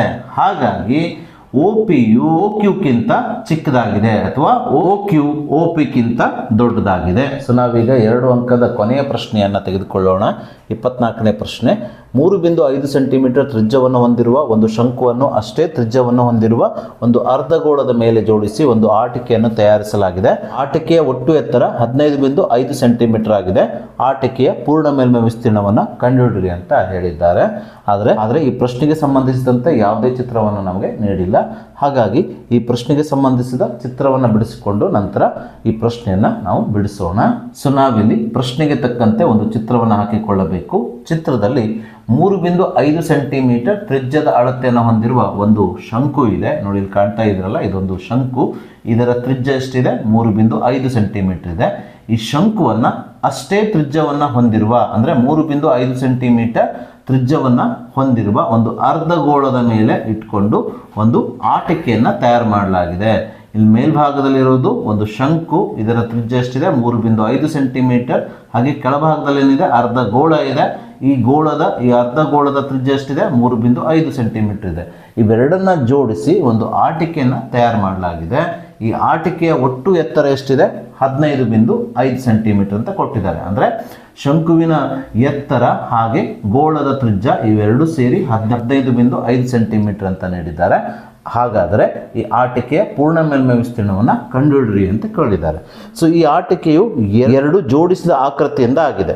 ಅದ್ಯಾವುದಂದರೆ ಅರ್ಧಗೋಳದ ಮೇಲೆ ಶಂಕು, ಇವೆರಡನ್ನು ಸೇರಿಸಿ ಈ ಆಟಿಕೆ ತಯಾರಾಗಿದೆ. ಈ ಆಟಿಕೆಯ ಪೂರ್ಣ ಮೇಲ್ಮೈ ವಿಸ್ತೀರ್ಣವನ್ನು ಕಂಡುಹಿಡಿಬೇಕಾದ ನಾವು ಈ ಶಂಕುವಿನ ಪಾರ್ಶ್ವ ಮೇಲ್ಮೈ ವಿಸ್ತೀರ್ಣ ಜೊತೆಗೆ ಅರ್ಧಗೋಳದ ಪಾರ್ಶ್ವ ಮೇಲ್ಮೈ ವಿಸ್ತೀರ್ಣವನ್ನು ಕಂಡುಹಿಡಿಬೇಕು. ಈ ಎರಡು ಆಕೃತಿಯ ಪಾರ್ಶ್ವ ಮೇಲ್ಮೈ ವಿಸ್ತೀರ್ಣವನ್ನು ಕಂಡುಹಿಡಿದು ಇವೆರಡನ್ನ ಕೂಡಿಸ್ಬಿಟ್ರೆ ನಮಗೆ ಈ ಆಟಿಕೆಯ ಪೂರ್ಣ ಮೇಲ್ಮೈ ವಿಸ್ತೀರ್ಣ ಸಿಗ್ತದೆ. ಸೊ ಈಗ ನಾವು ಪ್ರಶ್ನೆಯಲ್ಲಿ ನೀಡಿರುವ ದತ್ತಾಂಶಗಳನ್ನು ಒಂದೊಂದಾಗಿ ಬರೆದುಕೊಳ್ಳೋಣ. ಶಂಕು ಮತ್ತು ಅರ್ಧಗೋಳದ ತ್ರಿಜ್ಯ ಒಂದೇ ಆಗಿದೆ ಅಂತ ನಮಗೆ ಪ್ರಶ್ನೆಯಲ್ಲಿ ನೀಡಿರೋದ್ರಿಂದ ನಾವು ಶಂಕು ಅಥವಾ ಅರ್ಧಗೋಳದ ತ್ರಿಜ್ಯ r = 3.5 ಸೆಂಟಿಮೀಟರ್ ಎಂದು ಬರೆದುಕೊಳ್ಳೋಣ. ಹಾಗೆ ಶಂಕುವಿನ ಎತ್ತರವನ್ನು ನಮಗೆ ನೀಡಿಲ್ಲ, ಬದಲಿಗೆ ಆಟಿಕೆಯ ಒಟ್ಟು ಎತ್ತರವನ್ನು 15.5 ಸೆಂಟಿಮೀಟರ್ ಆಗಿ ನೀಡಿದ್ದಾರೆ. ಹಾಗೆ ಈ ಆಟಿಕೆಯ ಕೆಳಭಾಗದಲ್ಲಿರುವ ಅರ್ಧಗೋಳದ ತ್ರಿಜ್ಯವನ್ನು 3.5 ಸೆಂಟಿಮೀಟರ್ ಆಗಿ ನೀಡಿದ್ದಾರೆ. ನಾವೀಗ ಇದರ ಸಹಾಯದಿಂದ ಅಂದರೆ ಆಟಿಕೆಯ ಒಟ್ಟು ಎತ್ತರ ಹಾಗೂ ಅರ್ಧಗೋಳದ ತ್ರಿಜ್ಯದ ಸಹಾಯದಿಂದ ನಾವೇನು ಮಾಡೋಣ? ಈ ಶಂಕುವಿನ ಎತ್ತರ h ನ ಬೆಲೆಯನ್ನು ಕಂಡುಹಿಡಿಯೋಣ. ಇಲ್ಲಿ ನಮಗೆ ಶಂಕುವಿನ ಎತ್ತರ h ನ ಬೆಲೆಯನ್ನು ಕಂಡುಹಿಡಿಯಬೇಕಾದ್ರೆ ಆಟಿಕೆಯ ಒಟ್ಟು ಎತ್ತರದಲ್ಲಿ ಅರ್ಧಗೋಳದ ತ್ರಿಜ್ಯವನ್ನು ಕಳೆಯಬೇಕು. ಹಾಗಾಗಿ ನಾವಿಲ್ಲಿ ಆಟಿಕೆಯ ಒಟ್ಟು ಎತ್ತರ 15.5 ಮೈನಸ್ ಅರ್ಧಗೋಳದ ತ್ರಿಜ್ಯ 3.5 = h ಅಂತ ಬರೆದುಕೊಂಡಿದ್ದೇನೆ. ಸೊ 15.5ರಲ್ಲಿ 3.5 ಕಳೆದಾಗ ನಮಗೆ ಈ ಶಂಕುವಿನ ಎತ್ತರ ಸಿಗುತ್ತದೆ. 15.5 ಮೈನಸ್ 3.5 ಅಂದರೆ 12 ಆಗುತ್ತದೆ. ಆದ್ದರಿಂದ ಈ ಶಂಕುವಿನ ಎತ್ತರ h ನ ಬೆಲೆ 12 ಸೆಂಟಿಮೀಟರ್ ಆಗುತ್ತದೆ. ಆದರೆ ಈ ಆಟಿಕೆಯ ಮೇಲ್ಭಾಗದಲ್ಲಿರುವ ಈ ಶಂಕುವಿನ ಆಕೃತಿಯ ಪಾರ್ಶ್ವ ಮೇಲ್ಮೈ ವಿಸ್ತೀರ್ಣವನ್ನು ಕಂಡುಹಿಡಿಯುವ ಸೂತ್ರವು πrl ಆಗಿದೆ. ಇಲ್ಲಿ L ಅಂದರೆ ಶಂಕುವಿನ ಓರೆ ಎತ್ತರ. ಇದನ್ನು ನಮಗೆ ನೀಡಿಲ್ಲ, ಅಂದರೆ ಶಂಕುವಿನ ಓರೆ ಎತ್ತರ ನಮಗೆ ನೀಡಿಲ್ಲ. ನಾವು ಕಂಡುಹಿಡಿದದ್ದೇನು? ಶಂಕುವಿನ ನೇರ ಎತ್ತರ. ಹಾಗಾಗಿ ಶಂಕುವಿನ ಪಾರ್ಶ್ವ ಮೇಲ್ಮೈ ವಿಸ್ತೀರ್ಣವನ್ನು ಕಂಡುಹಿಡಿಯಲಿಕ್ಕೆ ನಮಗೆ ಶಂಕುವಿನ ಓರೆ ಎತ್ತರದ ಅಗತ್ಯ ಇದೆ. ಅದಕ್ಕೋಸ್ಕರ ನಾವು ಶಂಕುವಿನ ಓರೆ ಎತ್ತರವನ್ನು ಕಂಡುಹಿಡಿಯುವ ಸೂತ್ರ L ಅಂದರೆ ಓರೆ ಎತ್ತರ = ವರ್ಗಮೂಲ h² + r². ಈ ಸೂತ್ರವನ್ನು ಬಳಸಿಕೊಂಡು ಶಂಕುವಿನ ಓರೆ ಎತ್ತರ L ನ ಬೆಲೆಯನ್ನು ಕಂಡುಹಿಡಿಯೋಣ. ಇಲ್ಲಿ h ಅಂದರೆ ಶಂಕುವಿನ ಎತ್ತರ, ಇದರ ಬೆಲೆ 12 ಆಗಿದೆ. ಅದೇ ರೀತಿ r ಅಂದರೆ ಶಂಕುವಿನ ಪಾದದ ತ್ರಿಜ್ಯ 3.5 ಸೆಂಟಿಮೀಟರ್ ಆಗಿದೆ. ಈ ಸೂತ್ರದಲ್ಲಿ ನಾವೀಗ h ಮತ್ತು r ನ ಬೆಲೆಯನ್ನು ಆದೇಶಿಸೋಣ. h ಅಂದರೆ 12 ಆಗಿರುವುದರಿಂದ ಇದರ ಸ್ಥಾನದಲ್ಲಿ ನಾವು h ನ ಬೆಲೆಯನ್ನು ಹಾಕಿದಾಗ h ದ ವರ್ಗವು 12 ವರ್ಗವಾಗುತ್ತದೆ. ಪ್ಲಸ್ r ಅಂದರೆ ಶಂಕುವಿನ ಪಾದದ ತ್ರಿಜ್ಯ ಇದೆಷ್ಟಿದೆ? 3.5 ಸೆಂಟಿಮೀಟರ್ ಇದೆ. ಹಾಗಾಗಿ r ನ ಸ್ಥಾನದಲ್ಲಿ 3.5 ಹಾಕಿದಾಗ 6ರ ವರ್ಗ 3.5ರ ಸಂಪೂರ್ಣ ವರ್ಗವಾಗುತ್ತದೆ. ಸೊ ಮುಂದಿನ ಹಂತದಲ್ಲಿ ವರ್ಗಮೂಲ 12ರ ವರ್ಗ ಎಷ್ಟಾಗ್ತದೆ ಅಂದರೆ 144 ಆಗ್ತದೆ. ಪ್ಲಸ್ 3.5ರ ಸಂಪೂರ್ಣ ವರ್ಗ ಅಂದರೆ ಅದು 12.25 ಆಗುತ್ತದೆ. ನಾವು ಇವೆರಡನ್ನ ಕೂಡಿಸಿದಾಗ ಬರುವಂಥ ಉತ್ತರ 156.25. 156.25ರ ವರ್ಗಮೂಲವು 12.5 ಆಗಿರೋದ್ರಿಂದ ಇಲ್ಲಿ ಶಂಕುವಿನ ಓರೆ ಎತ್ತರ L ನ ಬೆಲೆಯು 12.5 ಸೆಂಟಿಮೀಟರ್ ಆಗುತ್ತದೆ. ಸೊ ಹೀಗೆ ನಾವು ಶಂಕು ಮತ್ತು ಅರ್ಧಗೋಳದ ತ್ರಿಜ್ಯ r ನ ಬೆಲೆ, ಶಂಕುವಿನ ನೇರ ಎತ್ತರ h ನ ಬೆಲೆ ಹಾಗೂ ಶಂಕುವಿನ ಓರೆ ಎತ್ತರ L ನ ಬೆಲೆಯನ್ನು ಕಂಡುಹಿಡಿದ ನಂತರ ನಾವೀಗ ಈ ಆಟಿಕೆಯ ಪೂರ್ಣ ಮೇಲ್ಮೈ ವಿಸ್ತೀರ್ಣವನ್ನು ಕಂಡುಹಿಡಿಯೋಣ. ಸೊ ಆಟಿಕೆಯ ಪೂರ್ಣ ಮೇಲ್ಮೈ ವಿಸ್ತೀರ್ಣವು ಶಂಕುವಿನ ಪಾರ್ಶ್ವ ಮೇಲ್ಮೈ ವಿಸ್ತೀರ್ಣ ಮತ್ತು ಅರ್ಧಗೋಳದ ಪಾರ್ಶ್ವ ಮೇಲ್ಮೈ ವಿಸ್ತೀರ್ಣವನ್ನು ಕೂಡಿಸಿದಾಗ ನಮಗೆ ಈ ಆಟಿಕೆಯ ಪೂರ್ಣ ಮೇಲ್ಮೈ ವಿಸ್ತೀರ್ಣ ಸಿಗುತ್ತದೆ. ಹಾಗಾಗಿ ನಾನಿಲ್ಲಿ ಆಟಿಕೆಯ ಪೂರ್ಣ ಮೇಲ್ಮೈ ವಿಸ್ತೀರ್ಣ = ಶಂಕುವಿನ ಪಾರ್ಶ್ವ ಮೇಲ್ಮೈ ವಿಸ್ತೀರ್ಣ ಪ್ಲಸ್ ಅರ್ಧಗೋಳದ ಪಾರ್ಶ್ವ ಮೇಲ್ಮೈ ವಿಸ್ತೀರ್ಣ ಅಂತ ಬರೆದುಕೊಂಡಿದ್ದೇನೆ. ಸೊ ಶಂಕುವಿನ ಪಾರ್ಶ್ವ ಮೇಲ್ಮೈ ವಿಸ್ತೀರ್ಣವನ್ನು ಕಂಡುಹಿಡಿಯುವ ಸೂತ್ರ πrl ಪ್ಲಸ್ ಅರ್ಧಗೋಳದ ಪಾರ್ಶ್ವ ಮೇಲ್ಮೈ ವಿಸ್ತೀರ್ಣವನ್ನು ಕಂಡುಹಿಡಿಯುವ ಸೂತ್ರ 2πr² ಆಗಿದೆ. ಸೊ ಹೀಗೆ ನಾವು ಈ ಎರಡು ಸೂತ್ರಗಳನ್ನು ಬರೆದುಕೊಂಡ ನಂತರ ನಾವೀಗ ಲೆಕ್ಕಾಚಾರ ಸುಲಭವಾಗುವ ಸಲುವಾಗಿ ಈ ಎರಡು ಪದಗಳಲ್ಲಿರುವ ಸಾಮಾನ್ಯ ಅಪವರ್ತನಗಳನ್ನು ಸಾಮಾನ್ಯ ತೆಗೆಯೋಣ. ಸೊ ಎರಡೂ ಪದಗಳಲ್ಲಿ φr ಇರೋದ್ರಿಂದ φr ಅನ್ನು ಸಾಮಾನ್ಯ ತೆಗೆಯೋಣ. φr ಅನ್ನು ಸಾಮಾನ್ಯ ತೆಗೆದಾಗ ಮೊದಲನೇ ಪದದಲ್ಲಿ L ಉಳಿಯುತ್ತದೆ, ಪ್ಲಸ್ ಎರಡನೇ ಪದದಲ್ಲಿ 2φ ಸಾಮಾನ್ಯ ಇದೆ, 1r ಸಾಮಾನ್ಯ ಇದೆ, ಹಾಗಾಗಿ ಇಲ್ಲಿ r ಮಾತ್ರ ಉಳಿಯುತ್ತದೆ. ಸೊ ಮುಂದಿನ ಹಂತದಲ್ಲಿ ಈ ಸೂತ್ರದಲ್ಲಿ φ ನ ಬೆಲೆ 22/7, r ನ ಬೆಲೆ 3.5, L ನ ಬೆಲೆ 12.5, r ನ ಬೆಲೆ 3.5 ಆದೇಶಿಸಿ ಲೆಕ್ಕವನ್ನು ಮಾಡೋಣ. ಐ ನ ಬೆಲೆ 22/7 ಆದೇಶಿಸೋಣ, ಇಂಟು r ನ ಬೆಲೆ 3.5 ಇಂಟು L 12.5 ಪ್ಲಸ್ 2 ಗುಣಿಸು r ನ ಬೆಲೆ 3.5 ಆದೇಶಿಸೋಣ. ಸೊ ಇದನ್ನು ಸಂಕ್ಷೇಪಿಸೋಣ. 7 × 7 7 × 35 ಆಗುವುದರಿಂದ ಇಲ್ಲಿ 3.5 ಇರೋದ್ರಿಂದ ಇಲ್ಲಿ ದಶಮಾಂಶ ಸ್ಥಾನವು ಒಂದು ಸ್ಥಾನದ ನಂತರ ಇರೋದ್ರಿಂದ ಬಂದ ಭಾಗಲಬ್ಧಕ್ಕೆ ಒಂದು ಸ್ಥಾನದ ನಂತರ ಬಿಂದು ಹಾಕಿದರೆ 5/7 ಅಂದರೆ 0.5 ಆಗುತ್ತದೆ. ಈ 22 ಮತ್ತು 0.5 ಗುಣಿಸಿದಾಗ ಬರುವಂಥ ಗುಣಲಬ್ಧ 11.0. ಆ 11.0 ನಾವು 11 ಆಗಿ ಬರೆದುಕೊಳ್ಳೋಣ, ಇಂಟು 12.5 ಇದ್ದಾಗೆ ಬರೆದುಕೊಳ್ಳೋಣ, ಪ್ಲಸ್ 2 ಗುಣಿಸು 3.5 ಅಂದರೆ 7.0, ಅದನ್ನು 7 ಆಗಿ ಬರೆದುಕೊಳ್ಳೋಣ. ಮುಂದಿನ ಹಂತವನ್ನು ನಾನು ಇಲ್ಲಿ ಬರೀತಾ ಇದ್ದೇನೆ. 11 ಗುಣಿಸು 12.5 ಪ್ಲಸ್ 7 ಅಂದರೆ 19.5 ಆಗುತ್ತದೆ. ಈ 11 ಮತ್ತು 19.5 ಗುಣಿಸಿಕೊಂಡಾಗ ಬರುವಂಥ ಗುಣಲಬ್ಧ 214.5. ಆದ್ದರಿಂದ ನೀಡಿದಂಥ ಆಟಿಕೆಯ ಸಂಪೂರ್ಣ ಮೇಲ್ಮೈ ವಿಸ್ತೀರ್ಣವು ಇಲ್ಲಿ 214.5 cm² ಆಗುತ್ತದೆ. ನಾವೀಗ ಹಿಂದಿನ ಪ್ರಶ್ನೆಗೆ ಅಥವಾ ರೂಪದಲ್ಲಿ ನೀಡಿರುವ 24ನೇ ಪ್ರಶ್ನೆಯನ್ನೇ ತೆಗೆದುಕೊಳ್ಳೋಣ. ಅಂದರೆ 24ನೇ ಪ್ರಶ್ನೆಯಲ್ಲಿ 2 ಪ್ರಶ್ನೆಗಳನ್ನು ನೀಡಿದ್ದಾರೆ. ಸೊ ಈಗಾಗಲೇ ನಾವು ಆ ಪ್ರಶ್ನೆಯನ್ನು ಮಾಡಿದ್ದೇವೆ. ಹಿಂದಿನ ಪ್ರಶ್ನೆ ಮತ್ತು ಈ ಪ್ರಶ್ನೆ ಇವುಗಳಲ್ಲಿ ಯಾವುದಾದ್ರೂ ಒಂದು ಪ್ರಶ್ನೆಗೆ ಉತ್ತರಿಸಲು ನಿಮಗೆ 2 ಅಂಕಗಳನ್ನು ನೀಡಲಾಗ್ತದೆ. ಸೊ ನಾವೀಗ ಅಥವಾ ರೂಪದಲ್ಲಿ ನೀಡಿರುವ ಈ ಪ್ರಶ್ನೆಯನ್ನು ತೆಗೆದುಕೊಳ್ಳೋಣ. ಪ್ರಶ್ನೆ ಈ ರೀತಿಯಾಗಿದೆ. ಒಂದು ಗೋಳದ ಘನಫಲವು 539/3 cm³ ಆಗಿದೆ. ಹಾಗಾದರೆ ಅದರ ಮೇಲ್ಮೈ ವಿಸ್ತೀರ್ಣವನ್ನು ಕಂಡುಹಿಡಿಯಿರಿ ಅಂದ್ಕೊಂಡು ಪ್ರಶ್ನೆ ಇದೆ. ಸೊ ಪ್ರಶ್ನೆಯಲ್ಲಿ ನಮಗೆ ಗೋಳದ ಘನಫಲವನ್ನು ನೀಡಿ ಗೋಳದ ಮೇಲ್ಮೈ ವಿಸ್ತೀರ್ಣವನ್ನು ಕಂಡುಹಿಡಿಯಲಿಕ್ಕೆ ಹೇಳಿದ್ದಾರೆ. ಗೋಳದ ಘನಫಲವನ್ನು ನಮಗೆ 539/3 cm³ ಆಗಿ ನೀಡಿರುವುದರಿಂದ ನಾವಿಲ್ಲಿ ಗೋಳದ ಘನಫಲ = 539/3 ಅಂತ ಬರೆದುಕೊಳ್ಳೋಣ. ಆದರೆ ಗೋಳದ ಮೇಲ್ಮೈ ವಿಸ್ತೀರ್ಣವನ್ನು ಕಂಡುಹಿಡಿಯುವ ಸೂತ್ರವು 4πr² ಆಗಿದೆ. ಇಲ್ಲಿ φ ನ ಬೆಲೆ 22/7 ಅಥವಾ 3.14. r ನ ಬೆಲೆ ನಮಗೆ ತಿಳಿದಿಲ್ಲ. r ಅಂದರೆ ಗೋಳದ ತ್ರಿಜ್ಯವಾಗಿದೆ. ಈ ಗೋಳದ ತ್ರಿಜ್ಯದ ಅಳತೆ ಗೊತ್ತಿದ್ದರೆ ಮಾತ್ರ ನಾವು ಗೋಳದ ಮೇಲ್ಮೈ ವಿಸ್ತೀರ್ಣವನ್ನು ಕಂಡುಹಿಡಿಯಬಹುದು. ಹಾಗಾಗಿ ನೀಡಿರುವ ದತ್ತಾಂಶ ಗೋಳದ ಘನಫಲ ಇದರ ಬೆಲೆಯ ಸಹಾಯದಿಂದ ನಾವು r ನ ಬೆಲೆಯನ್ನು ಕಂಡುಹಿಡಿದು ತದನಂತರ ಆ r ನ ಬೆಲೆಯನ್ನು ಗೋಳದ ಮೇಲ್ಮೈ ವಿಸ್ತೀರ್ಣವನ್ನು ಕಂಡುಹಿಡಿಯುವ ಸೂತ್ರದಲ್ಲಿ ಆದೇಶಿಸಿ ಗೋಳದ ಮೇಲ್ಮೈ ವಿಸ್ತೀರ್ಣವನ್ನು ಕಂಡುಹಿಡಿಯೋಣ. ಸೊ ಮೊದಲಿಗೆ ನಾವು ಗೋಳದ ಘನಫಲ = 539/3 ಅಂತ ಬರೆದುಕೊಳ್ಳೋಣ. ಗೋಳದ ಘನಫಲವನ್ನು ಕಂಡುಹಿಡಿಯುವ ಸೂತ್ರವನ್ನು ಎಡಭಾಗದಲ್ಲಿ ಗೋಳದ ಘನಫಲ ಇದೆಯಲ್ಲ ಅಲ್ಲಿ ಬರೆದುಕೊಳ್ಬೇಕು. ಗೋಳದ ಘನಫಲವನ್ನು ಕಂಡುಹಿಡಿಯುವ ಸೂತ್ರ 4/3πr³ ಆಗ್ತದೆ. ಬಲಭಾಗದಲ್ಲಿರುವ 539/3 ಇದ್ದ ಹಾಗೆ ಬರೆದುಕೊಳ್ಳೋಣ. ಸೊ ಎರಡು ಭಾಗದಲ್ಲಿ ಛೇದದಲ್ಲಿ 3 ಇದೆ, ಇದನ್ನು ಕ್ಯಾನ್ಸಲ್ ಮಾಡಿಕೊಳ್ಳೋಣ ಈ ಹಂತದಲ್ಲಿ.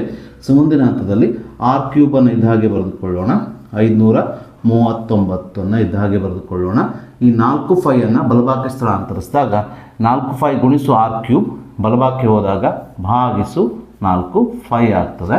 ಸೊ ಮುಂದಿನ ಹಂತದಲ್ಲಿ r³ = 539/4 ಗುಣಿಸು π ನ ಬೆಲೆ 22/7 ಆದೇಶಿಸೋಣ. ಸೊ ಮುಂದಿನ ಹಂತದಲ್ಲಿ ಈ 11ರಿಂದ ಅಂಶಕ್ಕೂ ಮತ್ತು ಛೇದಕ್ಕೂ ಭಾಗಿಸಿಕೊಳ್ಳೋಣ. 11 × 22, 11 × 4 = 44 ಆಗುತ್ತದೆ. 53ರಲ್ಲಿ 44 ಕಳೆದಾಗ ಉಳಿಯುವ ಶೇಷ 9, 9 49 ಆಗುತ್ತದೆ. 11 9 99 ಆಗುತ್ತದೆ.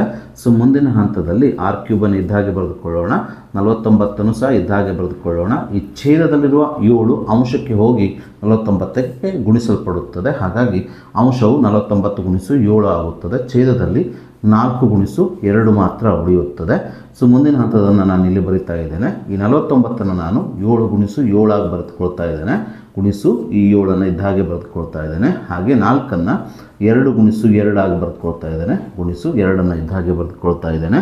ಇಲ್ಲಿ r ಘನದ ಬೆಲೆಯು 7 × 7 × 7 ಅಂದರೆ 7ರ ಘನ ಭಾಗಿಸು 2 × 2 × 2 2ರ ಘನ ಆದರೆ rನ ಬೆಲೆಯು ಇದರ ಘನಮೂಲ ಅಂದರೆ ಇಲ್ಲಿ ಘನ ಘನ ಘನ ಅನ್ನು ಕ್ಯಾನ್ಸಲ್ ಮಾಡಿದ್ರೆ ಏನು ಉಳಿತದಲ್ರಿ 7/2 ಉಳಿಯುತ್ತದೆ. ಆದ್ದರಿಂದ ನೀಡಿದಂಥ ಗೋಳದ ತ್ರಿಜ್ಯವು ಇಲ್ಲಿ 7/2 ಸೆಂಟಿಮೀಟರ್ ಆಗುತ್ತದೆ. ಹೀಗೆ ನಾವು ಗೋಳದ ತ್ರಿಜ್ಯವನ್ನು ಕಂಡುಹಿಡಿದ ನಂತರ ನಾವೀಗ ಗೋಳದ ಪೂರ್ಣ ಮೇಲ್ಮೈ ವಿಸ್ತೀರ್ಣ ಅಥವಾ ಪಾರ್ಶ್ವ ಮೇಲ್ಮೈ ವಿಸ್ತೀರ್ಣವನ್ನು ಕಂಡುಹಿಡಿಯೋಣ. ಗೋಳದ ಮೇಲ್ಮೈ ವಿಸ್ತೀರ್ಣವನ್ನು ಕಂಡುಹಿಡಿಯುವ ಸೂತ್ರವು 4πr² ಆಗಿರೋದ್ರಿಂದ ನಾವಿಲ್ಲಿ ಗೋಳದ ಮೇಲ್ಮೈ ವಿಸ್ತೀರ್ಣ = 4πr² ಅಂತ ಬರೆದುಕೊಳ್ಳೋಣ. ಸೊ ಈ ಸೂತ್ರದಲ್ಲಿ ನಾವೀಗ ಬೆಲೆಗಳನ್ನು ಆದೇಶಿಸೋಣ. 4ನ ಇದ್ದಾಗೆ ಬರೆದುಕೊಳ್ಳೋಣ. 5ನ ಬೆಲೆ 22/7 ಆದೇಶಿಸೋಣ. ಆರ್ ಗೋಳದ ತ್ರಿಜ್ಯ 7/2 ಆಗಿರೋದ್ರಿಂದ rನ ಸ್ಥಾನದಲ್ಲಿ 7/2 ಆದೇಶಿಸಿದಾಗ rದ ವರ್ಗವು 7/2ರ ಸಂಪೂರ್ಣ ವರ್ಗವಾಗುತ್ತದೆ. ಸೊ ಮುಂದಿನ ಹಂತದಲ್ಲಿ ಈ 4ನ ಇದ್ದಾಗೆ ಬರೆದುಕೊಳ್ಳೋಣ. ಗುಣಿಸು 22/7 ಸಹ ಇದ್ದಾಗೆ ಬರೆದುಕೊಳ್ಳೋಣ. ಗುಣಿಸು 7ರ ವರ್ಗ 7 49/2 ವರ್ಗ 2 4. ಈ 4ನ ಕ್ಯಾನ್ಸಲ್ ಮಾಡಿಕೊಳ್ಳೋಣ. 7 ಅಂದರೆ 7 7 49 ಆಗುತ್ತದೆ. 22 ಮತ್ತು 7ನ್ನು ಗುಣಿಸಿಕೊಂಡಾಗ ಬರುವಂಥ ಗುಣಲಬ್ಧ 154. ಆದ್ದರಿಂದ ನೀಡಿದಂಥ ಗೋಳದ ಮೇಲ್ಮೈ ವಿಸ್ತೀರ್ಣವು ಇಲ್ಲಿ 154 ಸೆಂಟಿಮೀಟರ್ ಸ್ಕ್ವೇರ್ ಆಗುತ್ತದೆ.